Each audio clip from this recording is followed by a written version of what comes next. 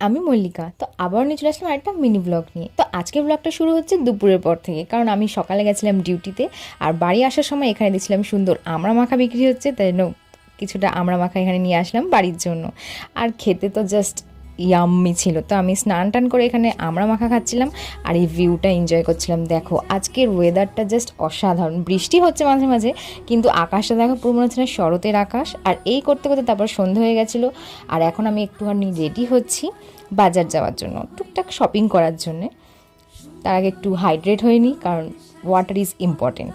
তারপর একটু লিপস্টিক পরে নিলাম, আর যেটা ছাড়া আমি দেখতে পাবো না চোখে, চশমাটা পরে নিলাম, কারণ একটু ঝাপসাই দেখি চশমা ছাড়া। যাই হোক, so here I am ready, so let's go for shopping. আর এখানে এসে শপিং মলে অনেক কিছু দেখেছি, কারণ আমরা এসেছিলাম একটা আসলে গিফট নেওয়ার জন্য।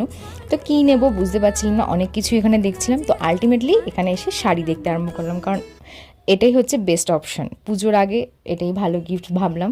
তো সেই জন্য এখানে আমরা একটা শাড়ি চুজ করে নিলাম, তারপরে বাড়ি যাওয়ার সময় মোমো কিনে চলে আসলাম বাড়ি। তো দেখা হচ্ছে নেক্সট মিনি ব্লগে। Thanks for watching, by.